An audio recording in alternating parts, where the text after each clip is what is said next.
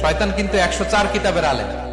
আপনি তো কোরআনের মুফাসসির, আপনারে হারানোর জন্য আরো 103 কিতাব আগেই মুখস্থ করে রাখছে। সে মুসা আলাইহিস সালামকে ডিল করেছে, সে জেসাস ক্রাইস্টকে ডিল করেছে, সে সাইয়েদনা ইব্রাহিম আলাইহিস সালামকে ডিল করেছে, সে কোটি কোটি মানুষকে ডিল করেছে, হাজার হাজার নবীকে সে ডিল করেছে। সে 104 কিতাবের আলেম। আপনি শয়তানের পাদে ফা দিবেন না, এই ফাঁদে পা আপনার দিতেই হবে। এমন ভাবে সে আষ্টে পৃষ্ঠে আপনাকে বেঁধে রেখেছে।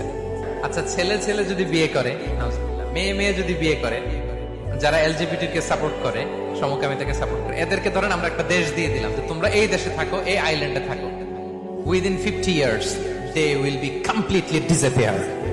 50 বছরের ব্যবধানে ওরা নাই হয়ে যাবে, ঠিক কিনা? কারণ ওদের কোনো প্রজন্ম থাকবে? ছেলে ছেলে বিয়ে হইলে কোনো জেনারেশন আছে? নারীতে নারীতে বিয়ে হইলে কোনো প্রোডাক্টিভিটি আছে?